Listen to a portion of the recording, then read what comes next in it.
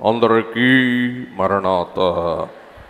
పిల్లరా, ఈవేళ మన ధ్యానాంశం ప్రభువు సిలువా శ్రమలను వంపు అనగా తగ్గింపక, లేకపోతే ప్రభువుకు సేద దయచేయక, లేక ప్రభు శ్రమలను భరించి దించక, ప్రభు శ్రమలను పెంపు చేసిన శిష్యులు ప్రభు శ్రమలను వంపు తగ్గింపు చేయక, హెచ్చింపు లేక పెంపు చేసిన శిష్యులు. ఈ సిలువ శ్రమల ధ్యాన కాలములో ప్రభు సిలువను మనము ధ్యానిస్తూ, సిలువనాథుడై ఉన్న యేసు క్రీస్తు ప్రభువును స్మరిస్తూ, సిలువను బట్టి మనము ప్రభువుని ప్రస్తుతించు వారమై ఉంటే ఆయన శ్రమను తగ్గించు వారమై ఉందుము. ఎప్పుడు మన శ్రమలనే మనము ధ్యానము చేసుకుంటూ ప్రభు యొక్క శ్రమలను మనం విస్మరించు వారమైతే, మరచు వారమైతే, మనం ప్రభు శ్రమలను పెంపు చేయు వారము అయి ఉంటాం. గెత్సెమనే తోటలో యేసు క్రీస్తు ప్రభువు సాతానుతో, పాపముతో పెనుగులాడుట మనము గ్రహిస్తూ ఉన్నాం. ప్రభువేమో సాతానుతో, పాపముతో పెనుగులాట చేస్తూ ఉండగా, శిష్యులైన వారే ఇద్దులాట అనగా సమయమును వృధాగా గడుపుట. ప్రభువు యొక్క పెనుగులాట, శిష్యుల యొక్క ఇద్దులాట. ఇదిగో ఇదిగో ఇదిగో ఇప్పుడే, ఇప్పుడే అని ఇదిగో అని కాలం సాగించేవారు ఏం చేస్తున్నారంటే ఇద్దులాడుతూ ఉన్నారు. అంటే ఇదిగో అని చెప్తూ కాలయాపన చేయుటాన్నే వృధాగా కాలము గడుపుట అనగలము. కాబట్టి గెత్సెమనే తోటలో యేసు ప్రభువు ఈ స్వస్తిశాల తోటలో ఉపవాసం అనే వ్రతములో ఉన్న మనం ఒకసారి ప్రక్కన పోల్చుకొని మన స్థితిగతులను, శిష్యుల స్థితిగతులను, యేసయ్య యాతనను మనం పోల్చుకొని ధ్యానం చేసుకుందాం. పిల్లరా, 3 అంశాలు ఈవేళ మనం వివరించుకొనబోతూ ఉన్నాం. ఆ 3 అంశాలు ఏమనగా, మీరు చూసిన గెత్సెమనే శ్రమల ముందు శిష్యుల ప్రవర్తన, గెత్సెమనే తోట లోపల శిష్యుల ప్రవర్తన, గెత్సెమనే తోట ముగింపులో శిష్యుల యొక్క పాత్ర. 3 భాగాలు చూద్దాం. 1, మీరు చూసిన గెత్సెమనే తోట ముందు శిష్యుల పాత్ర, శిష్యుల ప్రవర్తన. గెత్సెమనే తోటలో ప్రభువు ప్రార్థిస్తూ శ్రమ పడుతూ ఉన్నప్పుడు శిష్యులు ఏం చేశారు? గెత్సెమనే తోట సమయం, సందర్భం ముగింపు అవుతూ ఉన్నప్పుడు శిష్యులు ఏం చేశారు? ఈ 3 అంశాలు ఈవేళ మనకున్న సమయం బట్టి ధ్యానం చేసుకుందాం పిల్లరా. మొదటి అంశం, గెత్సెమనే తోట ముందు శిష్యులైన వారి వాదులాట, శిష్యులైన వారి కుమ్ములాట. ఏంటి కుమ్ములాట? మనలో పెద్దవాడెవడు? గెత్సెమనే ముందు కుమ్ములాట. గెత్సెమనే తోటలో కునుకులాట. గెత్సెమనే తోట ముగింపులో కాళ్ళ ఆట.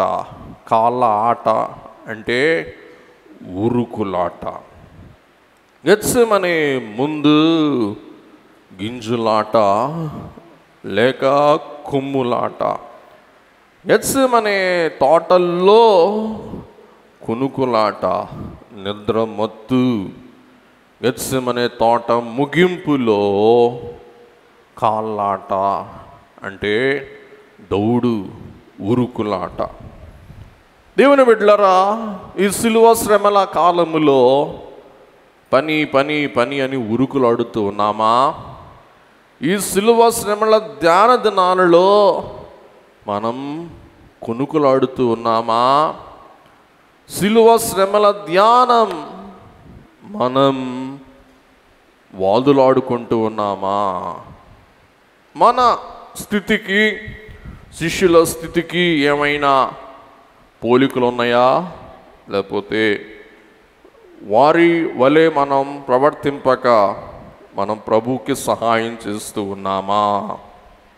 పిల్లరా, ప్రభువు గెత్సెమనేలో వేదనతో దుఃఖముతో ప్రార్థిస్తూ ఉండగా ప్రభువే ఒక రక్తపు మూటగా మారిపోయాడు. అలాగే ప్రభువు ఇప్పుడే మీరు చూశాడు, రక్తపు ఊటగా మారిన ప్రభువే, రక్తపు మూటగా మారిన ప్రభువే కన్నీటి ఓటలు కారుస్తూ ఉన్నారు. కారుస్తూ తండ్రితో గోజులాట చేస్తూ ఉన్నారు, గోజులాడుతూ ఉన్నారు. అలాగే కటకట దేవుణ్ణి ఉన్న నేను, పవిత్రుడనై ఉన్న నేను, పరిశుద్ధుడనై ఉన్న నేను ఎట్లా ఈ పాపుల చేదు పాత్ర తండ్రి మనందరి పాపాలు ఒక గిన్నెలో పోసి ఆ చేదు గిన్నెను తన కుమారునికి తాగనిస్తారు. ఎందుకంటే కుమారుని దోషిగా చేయటానికి. కాబట్టి ఏ పాపమెరుగని నేను ఎలాగూ మనుషుల కొరకు పాపినిగా మారగలను అని ప్రభువే ఏడుస్తారు, బాధపడతారు. అందుకే దైవజనులు చక్కగా మనకు పాట రాస్తారు. ఏ పాపమెరుగని ఓ పావనమూర్తి పాప విమోచకుండా, నా పాపముల కొరాకి పాటలు, నా పాపము నా పాపముల కొరాకి పాటలు నొందినావా, కటకట పాప సంకటము బాపుట పటువాదలుందినావా, ఎటువంటిది ప్రేమ, ఎటువంటిది శాంత మిటులవనింతు స్వామి, ఎటువంటిది ప్రేమ, ఎటువంటిది శాంత మిటులవనింతు స్వామి. కాబట్టి ఏ పాపమెరుగని ఓ పావనామూర్తి పాప విమోచకుండా నా పాలి దైవమా అంటే నా తోటి దైవమా, దేవకుమారుడవై ఉన్న దైవమా, నా పాపములకు ఇంత పాట్లు పొందావా అంటూ కటకట అయ్యయ్యో, కటకట పాప సంకటము బాపుటకు ఇంత కటు బాధలుంది నావా. కాబట్టి ఒక ఆధ్యాత్మిక ఋషి, అలాగే భాషా ప్రావీణ్యుడై ఉన్న దైవజనుడు ఒక్క చరణములో ప్రభు యొక్క శ్రమ యాతన అంత అమర్చి మనకు అనుగ్రహించుట మనం చూస్తూ ఉన్నాం. కాబట్టి పాపముతో ప్రభువు ఆవిలాట అనగా పోరాటము, అలాగే సాతానుతో మరి పోరాటం, సాతానుతో పెనుగులాట, సాతానుతో, వేదనతో ప్రభువు ఒరుగుచూ ఉండగా శిష్యులైన వారు ఏం చేస్తూ ఉన్నారు? మొదటిగా వారు వాదులాడుకుంటూ ఉన్నారు, వారు కుమ్ములాడుకుంటూ ఉన్నారు. లూకాసు సువార్త 22వ అధ్యాయం 24వ వచనం. తమలో ఎవడు గొప్పవాడిగా ఎంచబడునో అని వివాదము వారిలో పుట్టగా. మొదటిది కుమ్ములాట, రెండవది కునుకులాట. మార్కు సువార్త 14వ అధ్యాయం 37వ వచనం. మరలా ఆయన వచ్చి వారు నిద్రించుచుండుట చూచి సీమోను నీవు నిద్రిస్తూ ఉన్నావా? ఒక్క గంటగైనా మేలుకొని ఉండలేవా? నా కోసం మేల్కొని ఉండలేవా? మూడవ అంశం ఉరుకులాట, కాళ్ళ బాట. మార్కు సువార్త 14వ అధ్యాయం 50వ వచనం. అప్పుడు వారందరూ ఆయనను విడిచి పారిపోయిరి. సిలువ ధ్యాన దినాలలో మనం పారిపోతూ ఉన్నామా? కునుగుపాటు పడుతూ ఉన్నామా? కుమ్ములాడుకుంటూ ఉన్నామా? పిల్లరా, మనకి వలె శిష్యులైన వారు కూడా సులభంగా అలివయ్యే వ్యక్తులు కాదంటండి. సులువుగా అలివయ్యే వ్యక్తులు కాదు. మరియు ఎల్లప్పుడూ వారి స్వంత అయిష్టాలను, తమ స్వంత లాభమును ఆలోచించి ఆశించే వారే ప్రభు యొక్క శిష్యులు. అంత మాత్రమే కాదు, శిష్యులైన వారు మనకి వలె తమ సొంత కీర్తిని కొనసాగించుకోవాలనే ఉబలాటం కలిగిన వారు మాత్రమే కాక, వారు మాకేంటి ఇందులో అని ఆలోచించుచు ఏదైనా తమ సొంత శక్తి సామర్థ్యములతో సాధింపగలమని తమపై తమకు అధికమైన వ్యర్థ నమ్మకం కలిగిన వారే శిష్యులు అయ్యుంటూ ఉన్నారండి. మనం గమనిస్తే ఈ వాదులాట, ఈ కుమ్ములాట శిష్యులలో ఉంటూనే ఉంది. కొత్తగా పుట్టిందేమి కాదు, ఉంటూనే ఉంది. వినండి, లూకాసు సువార్త 9వ అధ్యాయం 44-45 వచనములు. ఆయన చేసిన కార్యములన్నిటినీ చూచి అందరూ ఆశ్చర్యపడుచుండగా ఆయన ఈ మాటలు మీ చెవులలో నాటనీయుడి. వినండి, ఈ మాటలు మీ చెవులో నాటనీయండి. ఏ మాటలు? వినండి.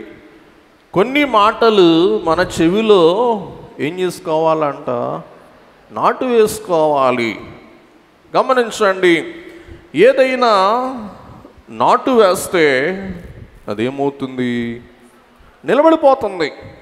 అది మెల్లగా పెరుగుతుంది, ఫలమిస్తుంది, ప్రయోజనం కలుగుతుంది. నాటు వేసింది ఏదైనా. ప్రభు స్పష్టంగా అంటూ ఉన్నాడు ఇంగ్లీష్ భాషలో, let this sink in your mind. మీ మనసులో పదిలంగా ఉంచుకోండి. పిల్లలు పరీక్షలు రాస్తున్నారు. పరీక్షలు రాసే ముందు తల్లిదండ్రులు అంటారు, ఏది గుర్తున్నా లేకపోయినా ఇది మటుకు గుర్తుపెట్టుకో, ఇది మటుకు మర్చిపోవాక, వ్యాకరణాల్లో ఇది గుర్తుపెట్టుకో, అలాగే అదేమంటారు ఈక్వేషన్ గుర్తుపెట్టుకో, దీంట్లోనే ఉంది జవాబంతా అంటారు. అలాగే యేసయ్య కూడా తన జీవితం యొక్క గుణింతమంతా మీ చెవిలో నాటుకోండి. మీ చెవిలో ఎప్పుడు మారు మోగేలాగా చూసుకోండి అంటున్నారు. ఏంటంట నాటుకోవలసిన మాట? మనుష్య కుమారుడై ఉన్న నేను మనుషుల చేతికి అప్పగింపబడబోచు ఉన్నాను తన శిష్యులతో చెప్పాను అని శిష్యులతో చెప్పి, అయితే వారా మాట గ్రహింపకుండునట్లు. వినండి, నాటుకోమంటేనేమో వీళ్ళు ఆ మాటనే పోటు పొడిసిస్తాడు, ఆ మాటనే మరిసిపోయాడు. గమనించండి, వారు గ్రహింపకుండునట్లు అది వారికి మరుగు చేయబడను గనుక వారు దానిని తెలుసుకోలేదు. మరియు ఆ మాటను గూర్చి వారు ఆయనను అడగలేదంట. చూసారా, నాటుకోమన్న మాటనేమో వదిలేశారు. అసలు ఏంటి సంగతి అని అడగలేదంట అండి. అది కాక ఇంకేం చేస్తున్నాడు చూసుకోండి ఇక్కడ. తమలో ఎవడు గొప్పవాడో అని చూడండి. ఎప్పుడైతే ప్రభు శ్రమ సంగతి, ప్రభు శిలువ సంగతి, ప్రభు వేదన సంగతి ఆరంభమవుతుందో, బహుశా సాతానుడు శిష్యులు చెవులు ఊతున్నాడు. ఎవర్రా మీలో పెద్దోళ్ళు? ఎవడు పెద్దవాడు మీలో? కుమ్ములాడుకోండి. గమనించారా? యేసయ్య మాట చెప్పిన వెంటనే వీరు ఎవరో పెద్దవారు మనలో అని వాదులాడుకుంటున్నారంట. వారిలో తర్కము పుట్టగా యేసు వారి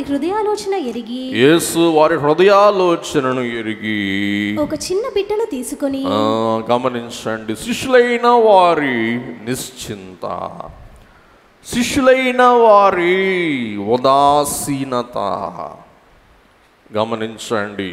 మనందరి జీవితాలలో చాలా పర్యాయాలు మనకేముంటుంది చెప్పండి? ఉదాసీనత. ఏమండి, మా అమ్మగారికి బాగాలేదంటండి, ఆసుపత్రిలో ఉందంటండి. అవునా, సర్లే, ఎప్పుడు వెళ్ళొస్తా ఉంటుంది ఆసుపత్రికి, అన్నీ ఉందిలే, వెళ్ళొస్తాను, ఆఫీస్కి వెళ్ళొస్తాం, తర్వాత చూద్దాంలే అంటే ఏం చేస్తారు?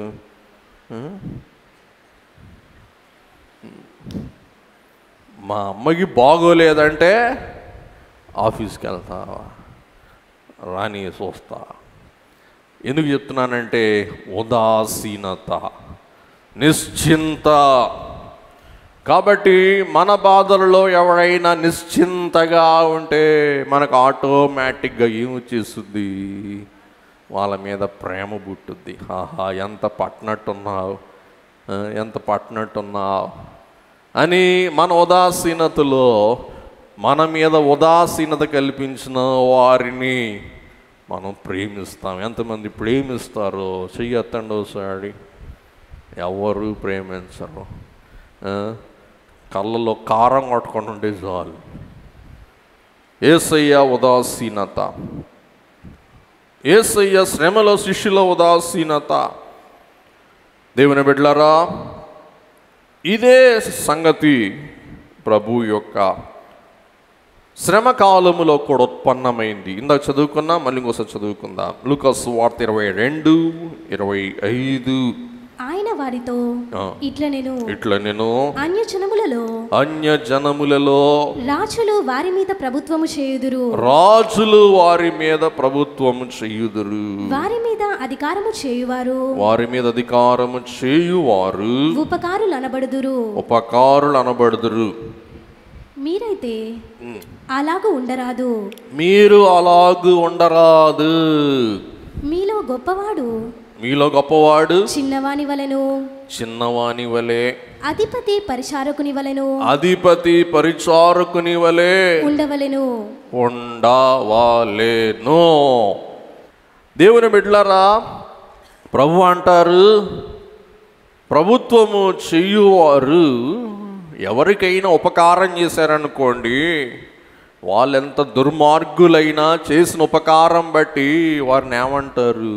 ఉపకారులు అంటారు. గమనించండి. కాబట్టి ఎవరైనా ఎలక్షన్లు వస్తున్నాయి అన్నప్పుడు ఏం ఒలకబోతారు? ప్రేమ. ప్రభు ఆ మాట నేను అంటున్నాను కాదు.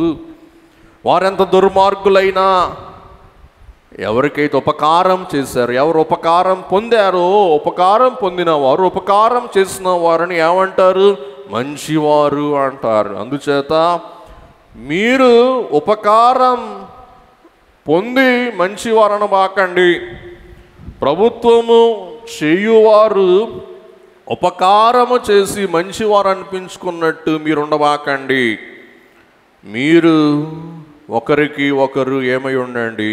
సహకారులు, పరిచారకులు అయి జీవించండి అని ప్రభు తెలియజేస్తూ ఉన్నారన్నమాట అండి. కాబట్టి దేవుని బిడ్డలారా, ఈ లోకములో, ఈ కాలములో ఇదే కుమ్ములాట మనం చూస్తూ ఉన్నాం. ఎప్పుడూ ఈ కుమ్ములాట ఉంటూనే ఉంటుంది.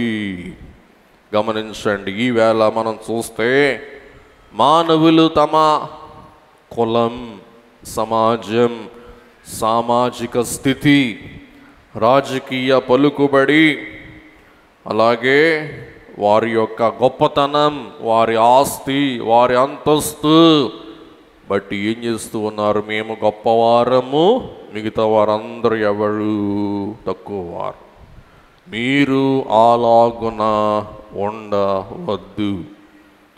యేసు ప్రభు ఇన్నిసార్లు ఇన్ని మాటలు చెప్పినా కానీ మరలా వారికి ఏమొచ్చేసింది? వారిలో వారికి కుమ్ములాట. ఈ లోకములో దేవుడు కూడా అంటూ ఉన్నారు, అహంకారులను ఎదిరించి ఆయన దీనులకు కృపానుగ్రహించు వారై ఉన్నారని మనం చూస్తూ ఉన్నాం. అందుకే యేసుక్రీస్తు ప్రభు తెలియజేస్తూ ఉన్నారు. మత్తయి సువార్త 5వ అధ్యాయం 5వ వచనం, సాత్వికులు ధన్యులు, సాత్వికులు ధన్యులు, వారు భూలోకమును స్వతంత్రించుకుందురు, వారు భూలోకమును స్వతంత్రించుకుందురు. ఎవరు ధన్యులు అంటండి? సాత్వికులు ధన్యులు. గమనించండి, ఒకానొక ఇంట్లో భారీ తగాదా జరుగుతుందంట. తిట్టుకుంటున్నారంట, వాదులు ఆడుకుంటున్నారంట, కొట్టుకునేంత దాకా వచ్చిందంట. పోలీసులు చూసి ఫోన్ చేశారంట. పక్కింట్లో అల్లరైపోతుందండి. ఓసారి ఆ గొడవ చూడండి, మాకు నిద్ర పట్టట్లా, ఏందో గొడవ అంటే పోలీసులు వచ్చారంట. వచ్చేసి ఏంది తగాదా, మీ బుద్ధి జ్ఞానం లేదా? పక్కన వాళ్ళు ఫోన్ చేశారు, అల్లరి చేస్తున్నారని. అసలు ఎంతకీ మీలో అసలు పెద్దోళ్ళు ఎవరు చెప్పండి? అసలు మీరు ఎవరి మాట వింటారో చెప్పండి? అసలు మిమ్మల్ని అందరినీ నడిపించే అసలు పెద్ద ఆయన ఎవరో చెప్పండి అంటే పోలీసులతో వాళ్ళు అన్నారంట. తగాదనంత అదే బాబు, మాలో ఎవరో పెద్దవాళ్ళో తేల్చుకోవటానికి ఏం చేస్తున్నాం? మేము తగులాడుకుంటున్నాం. ఆ తగు తీర్చకపోతే తగు లేకపోతే ఈ కుమ్ములాట ఎందుకు? దేవుని బిడ్డలారా, సాత్వికులు ధన్యులు, వారి భూలోకమును స్వతంత్రించుకుందరు. అందుకే యాకోబు పత్రిక 4వ అధ్యాయం 1వ వచనం, మీలో యుద్ధములను పోరాటములను దేని నుండి కలుగుచున్నవి? ఎందుకు కలుగుచున్నవి? మీ అవయవములలో పోరాడు, మీ భోగేచ్ఛల నుండియే గదా. మీ భోగ ఇచ్చల నుండియే కదా. ఏం చెప్పండి? భోగము అంటే సౌఖ్యము. మీ సుఖ ఇచ్చల కోసం మీరేం చేస్తూ ఉంటారు?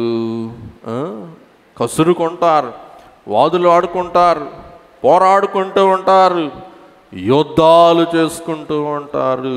ఎందుకు? మీ సుఖాల కోసమే అంటూ యేసుక్రీస్తు ప్రభువే మీ అందరికీ తెలిసిన ఉపమానం చెప్తాడు. లూకాసు వార్త 14వ అధ్యాయం 7 నుండి 11 వచనాలు మనం చూస్తే పిలువబడిన వారు, అక్కడ 2 మాటలు చెప్పేస్తాను. ఎవరైనా వచ్చి ప్రధాన స్థానంలో కూర్చున్నారనుకోండి, ప్రభు అంటారు, వారికంటే గొప్ప ఆయన ఎవరన్నా వచ్చారనుకోండి, ప్రధాన స్థానంలో కూర్చున్న వాళ్ళు ఏం చేస్తారు? దిగవయా కిందకి అంటారు. అట్లా కాకుండా గొప్పవారే తమ్ము తాము తగ్గించుకొని కింద కూర్చున్నారనుకోండి, ఏం చేస్తారు? పైకి రండి, పైన కూర్చోండి అంటారు. అందుచేత మిమ్మల్ని మీరు తగ్గించుకుంటే మిమ్మల్ని హెచ్చిస్తారు, తెచ్చి ప్రధాన స్థానంలో కూర్చోబెడతారు. మిమ్మల్ని మీరు హెచ్చించుకుంటే మీ పైనోడు ఎవడైనా వస్తే మిమ్మల్ని ఏం చేస్తారు? గాలి తీస్తారు. దిగవాయా, నీకంటే పెద్దోడు వచ్చాడయ్యా అంటారు. కాబట్టి మీరు మరి చివరిలో 11 చదివేసుకుందాం. తన్ను తాను హెచ్చించుకొను ప్రతి వాడును తగ్గింపబడును. తన్ను తాను తగ్గించుకొను వాడు హెచ్చింపబడునని చెప్పెను. పిల్లరా, మహాసభలలో కూడా పోయినాట చాలా కుర్చీలు వేస్తే కుర్చీలన్నీ ఖాళీగా ఉన్నాయి. అదంతా దండగా అయిపోయింది. ఎందుకంటే అందరూ చెప్పాడు, మహాసభకు వచ్చిన వాళ్ళు కుర్చీలో కూర్చోరు. ఎక్కడ కూర్చుంటారు? పోయిన ఏడు గడ్డే లేదు, అందుచేత కుర్చీలు కొంతమంది కూర్చున్నారు. ఈ ఏడు గడ్డేసేటప్పటికే అందరూ చక్కగా గొంజగా అనుకొని ప్రశాంతంగా కూర్చొని వాక్యం విన్నాడు.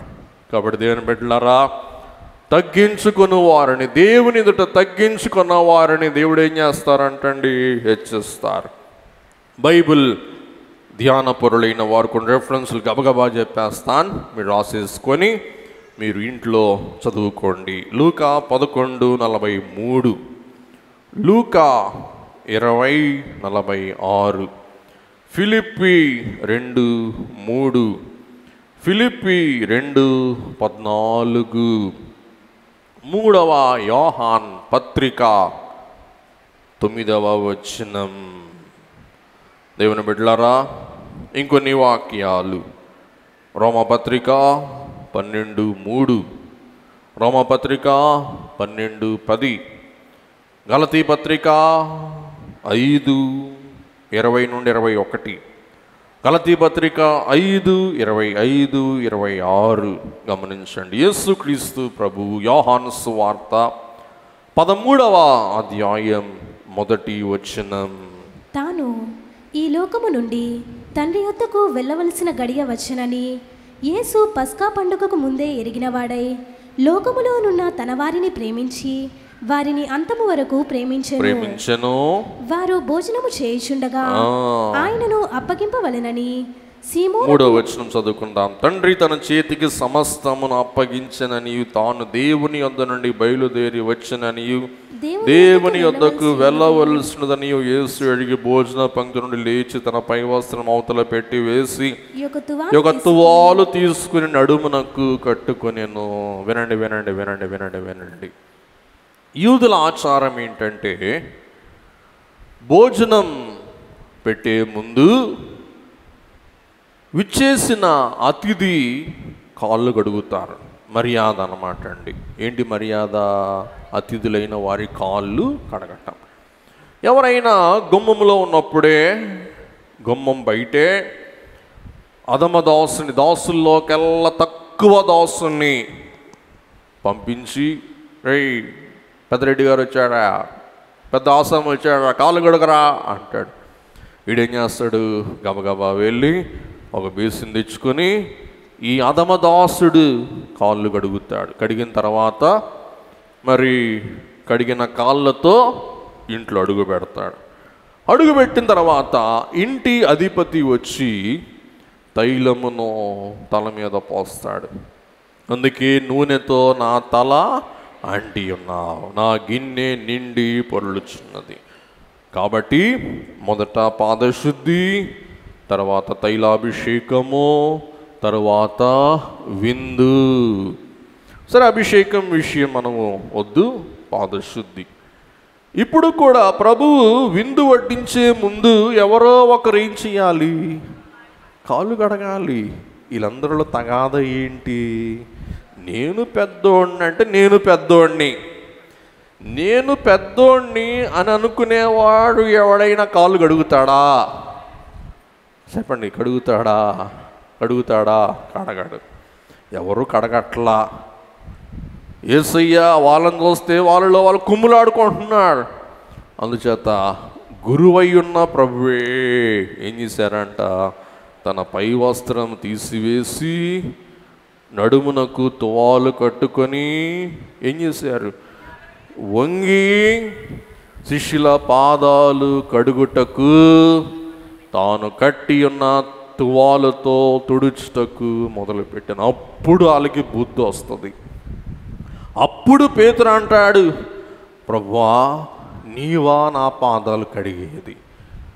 అప్పుడు పేతురుతో ప్రభువా అంటారు, నేను నిన్ను కడుగని ఎడలా నాతో నీకు పాలు లేదు. గమనించండి, యేసయ్య అట్లా వారిలో ఉన్న అహంకారమును ఏం చేయడానికి ప్రయత్నం చేస్తారు, తీసివేయటానికి ప్రయత్నం చేస్తారు. అలాగే పౌలు భక్తుడు తన్ను తాను తగ్గించుకొని ఒక అద్భుతమైన మాట పలుకుతాడండి. మనమెవ్వరం పలకలేని మాట, పలకటానికి ధైర్యము లేని మాట. ఆ మాట ఏంటో మీరే చూడండి. 1 తిమోతి పత్రిక 1వ అధ్యాయం 15వ వచనం.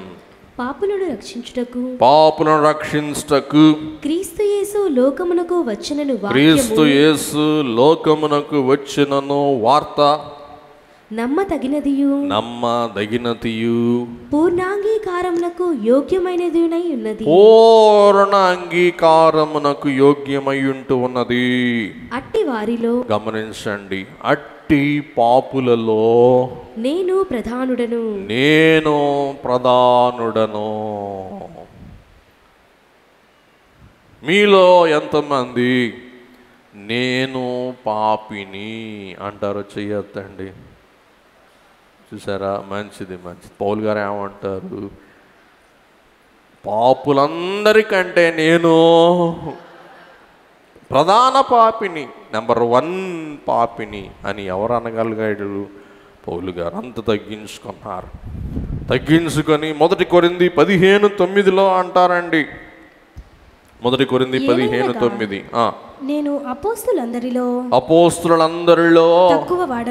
తక్కువ వాడను, దేవుని సంఘాన్ని హింసించినందున అపోస్తులుడనబడుటకు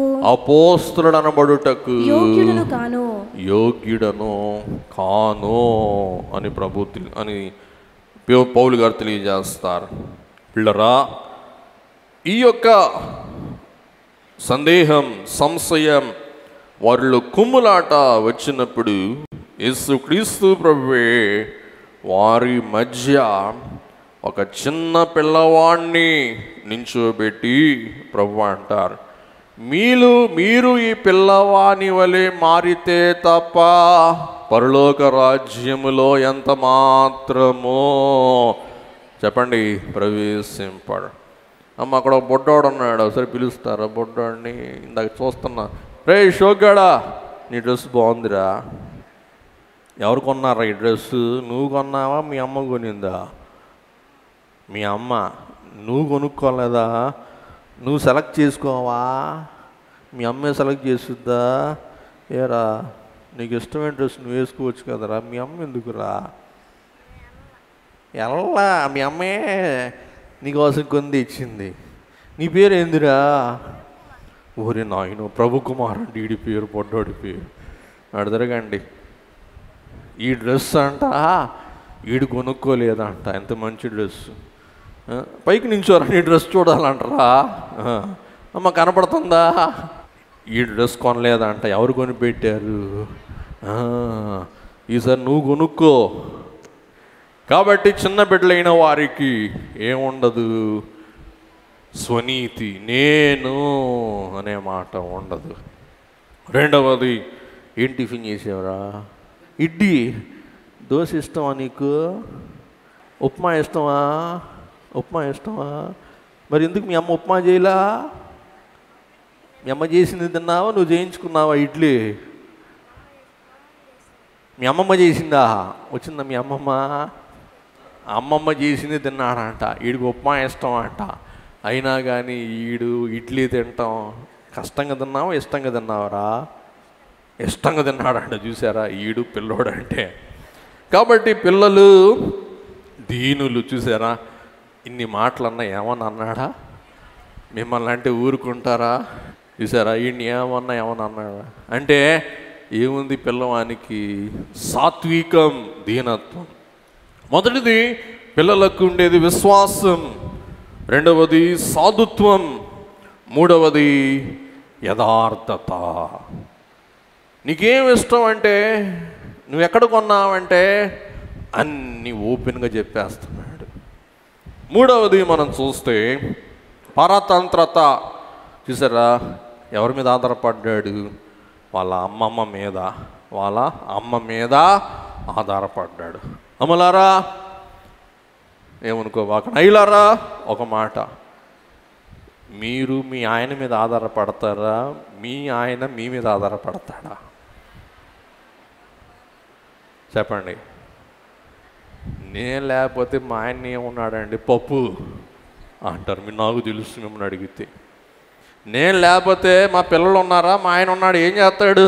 ఏం చేసుకోలేడు, ఏం రాదు అంటారు.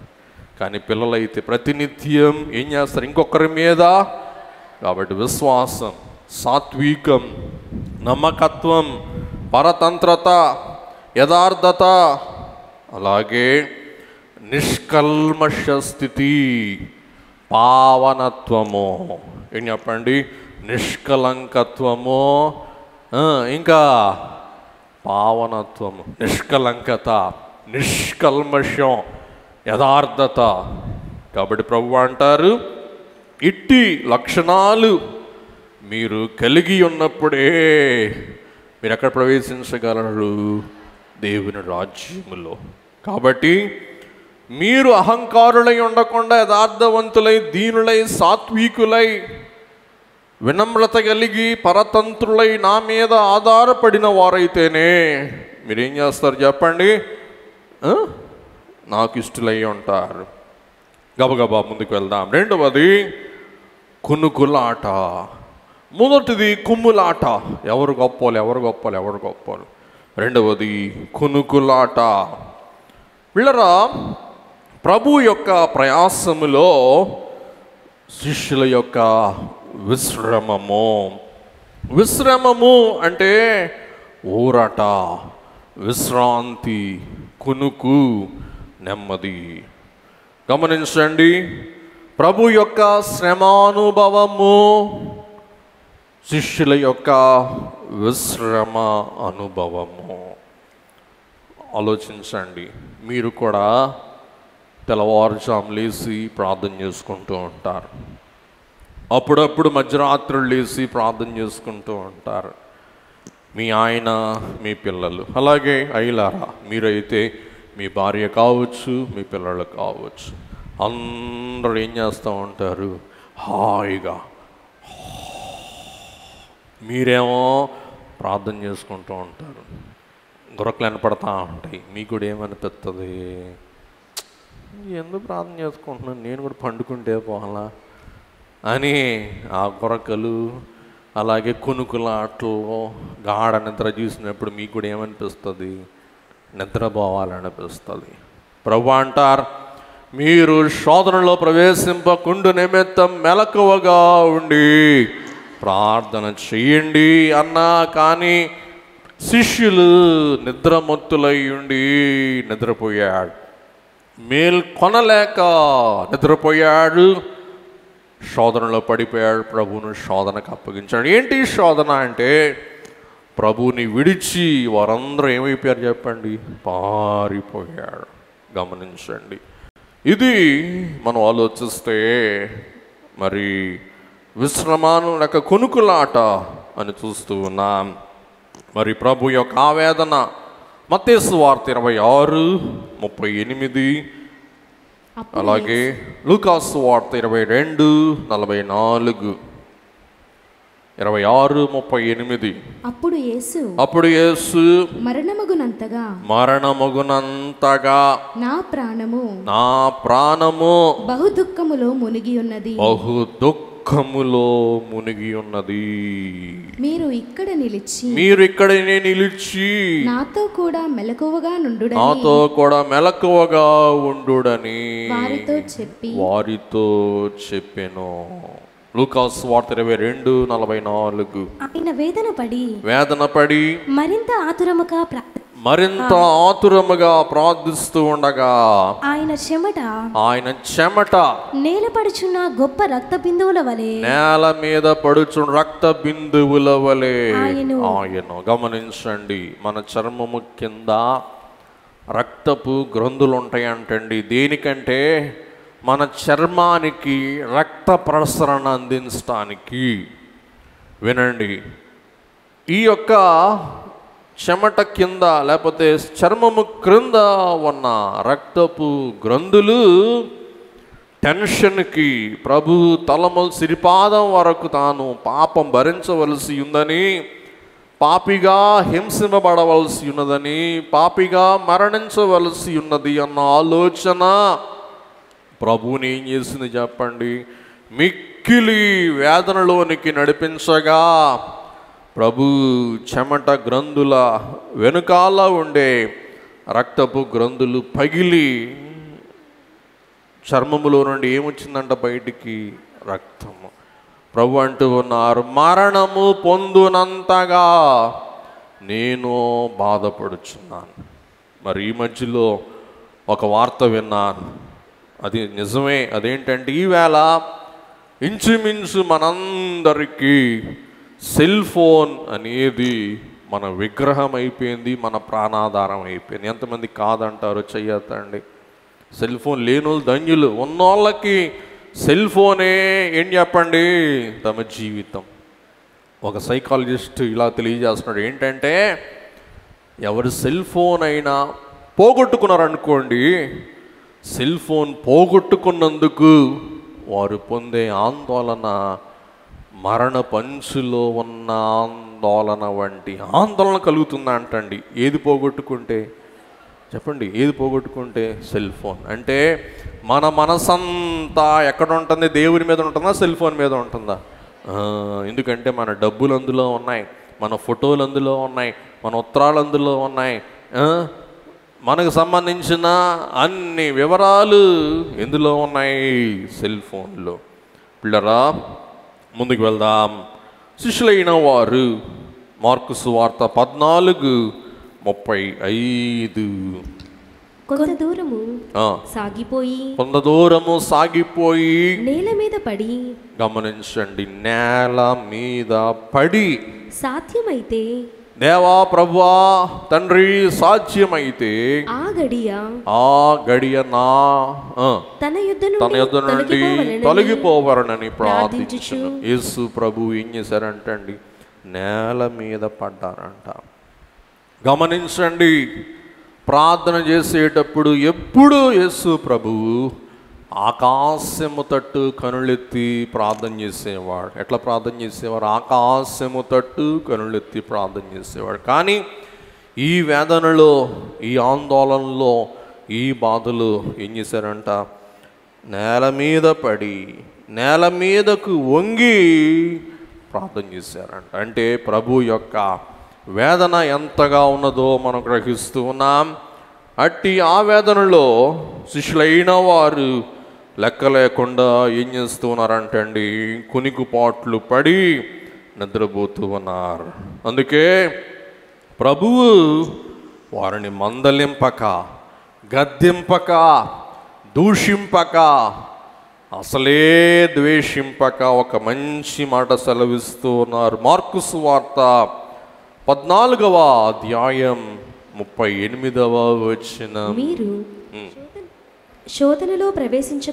మీరు శోధనలో ప్రవేశింపకుండు నిమిత్తం మెలకువగా ఉండి ప్రార్థన చేయండి. గమనించండి, ఆత్మ సిద్ధమే కానీ శరీరం బలహీనమని ప్రభువే చెప్పాడు. గమనించండి, అంత బాధలో ఉన్న ప్రభువే శిష్యుల్ని గద్దింపక సమర్థిస్తూ ఉన్నారు. ఏం పర్లేదులే, నేనేం అనుకోనులే, మీ ఆత్మలు ప్రార్థన చేయటానికి సిద్ధంగానే ఉన్నాయి, కానీ మీ శరీరాలు బలహీనం. ఏం చేద్దాం, పోన్లే అన్నారు. మనం అనగలమా? అనలేం. కానీ ఎవరు అన్నారు చెప్పండి? ప్రభువే ఆ మాట అన్నట్లు మనం చూస్తూ ఉన్నాం. కాబట్టి ప్రేమగల యేసు ప్రభువే ప్రేమింపలేని శిష్యులను ప్రేమించాడు. ఇంకోవైపు చూస్తే ప్రేమింపదగిన ప్రభువుని శిష్యులైన వారు గెత్సెమనెలో ఏం చేయలేదండి? ప్రేమించలేదు. మూడవ అంశం చూసుకొని ముగించుకుందాం. అదేమనగా శిష్యులైన వారు ప్రభువుని రోమియులు, సెన్హెడ్రిన్ సైన్య భటులు వచ్చి బంధించినప్పుడు వారు ఏం చేశారంట? ఉరుకు పెట్టి పారిపోయిన వారై ఉంటూ ఉన్నారు. గమనించండి, ప్రవచనం జకర్యా గ్రంథం 13వ అధ్యాయం 7వ వచనం. ఖడ్గమా నా గొర్రెల కాపరి మీదను, ఖడ్గమా నా గొర్రెల కాపరి మీదను, నా సహకారి మీదను పడు. సహకారి మీదను పడు. ఇదే సైన్యములకు అధిపతి యెహోవా వాక్కు. ఎంత విచిత్రమో, ఎంత ఆందోళనకరమో చూడండి. ఖడ్గమా నా గొర్రెల కాపరి మీద పడు, నా సహకారి మీదను పడుము. నా సహకారి మీద పడు. ఇదే సైన్యములకు అధిపతి యెహోవా వాక్కు. గొర్రెలు చెదిరిపోవునట్లు, గొర్రెలు చెదిరిపోవునట్లు కాపరిని హతము చేయుము. కాపరిని హతము చెయ్యుము. చిన్నవారి మీద నేను నా హస్తము నుంచుదును. గమనించండి, మత్తయి సువార్త 26:56 ఈ ప్రవచనం ప్రభువులో నెరవేరింది. అయితే ప్రవక్తన లేఖనములో నెరవేరునట్లు ఇదంతయు జరుగునని చెప్పెను. అప్పుడు శిష్యులందరూ ఆయనను విడిచి పారిపోయిరి. కాబట్టి 26:31 ప్రభు ముందే చెప్పాడు. 26:31 గొర్రెల కాపరిని కొట్టుదును, మందలోని గొర్రెలు చెదరిపోవును, మందలోని గొర్రెలు చెదరిపోవునని వ్రాయబడి ఉన్నది కదా. వ్రాయబడి ఉన్నట్లు నేను లేచిన తర్వాత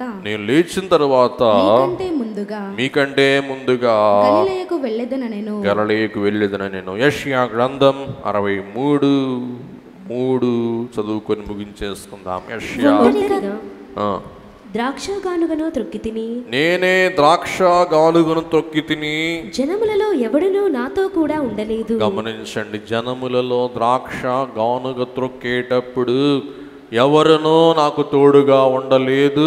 కోపగించుకొని వారిని త్రొక్కి తిని రౌద్రము చేత వారిని అనగ త్రొక్కి తిని వారి రక్తము నా వస్త్రముల మీద చిందినది, నా బట్టలన్నీ దాగులే. ప్రభు ఒంటరిగా సాతానుతో పోరాడుతూ ఉన్నారు, పాపముతో పోరాడుతూ ఉన్నారు. తండ్రి చెయ్యి విడవగా తనకు తానుగా పాపభారం వహిస్తూ ప్రయాసపడుచు ఉన్నవారై ఉన్నారు. కాబట్టి దేవుని బిడ్డలారా, యేసుక్రీస్తు ప్రభువే శ్రమ, కష్టం, ఇబ్బంది పడుతూ ఉన్న వేళ శిష్యులైన వారి కుమ్ములాట, శిష్యులైన వారి కునుకులాట, శిష్యులైన వారి ఉరుకులాట యేసయ్యను బాధ పెట్టింది. సిలువ ధ్యాన దినాలలో మనం శిష్యుల స్థానములో కొంచెం సేపు నిలువబడి ఆలోచిద్దాం. యేసయ్య సిలువను మనం ధ్యానిస్తూ ఆయనను కీర్తిస్తూ ఉన్నామా, లేక సిలువ ధ్యాన దినాలలో మన శరీర సౌలభ్యమే అధికమని ఎంచి కొనుకలాడుతూ ఉన్నామా? అలాగే సిలువ శ్రమల ధ్యానం ఏంటి, చాదస్తవులే అని ఉరుకులాడుతూ ఉన్నామా? లేకపోతే ప్రభువుతో మనం వాదులాడుతూ ఉన్నామా? ఆలోచించుకొని పిల్లరా, అనుదినం 1 గంట లేక 2 గంటలు సాయంకాలం పూట ప్రభువుని ధ్యానం చేసుకొని ప్రభువుని ప్రార్థన చేసుకుంటే తప్పక ప్రభువు మీకు మేలు చేస్తారు. లేదా కుదరపోతే ఉదయం పూట 1-2 గంటలు, అదం పక్షాన 3 గంటలు మీరు ప్రార్థన చేసుకుంటే తప్పక దేవుడు అద్భుత కార్యం చేస్తారు.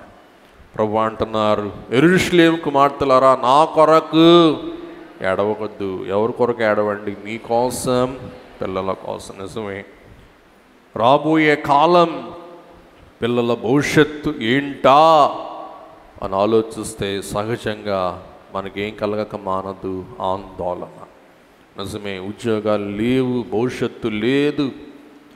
ఉన్నత దేశాలలో కూడా సరైన స్థితిగతులు లేక అనేకులు అల్లాడిపోతూ ఉన్నారు. కాబట్టి దయచేసి మన కోసం, మన పిల్లల కోసం ప్రభు చెప్పినట్లు విజ్ఞాపన చేద్దాం. మన రాష్ట్రం కొరకు, మన దేశము కొరకు ఎన్నికల ముందు మనం ప్రార్థన చేద్దాం. చేద్దామా వద్దా? చెప్పండి గట్టిగా. చెయ్యాలి.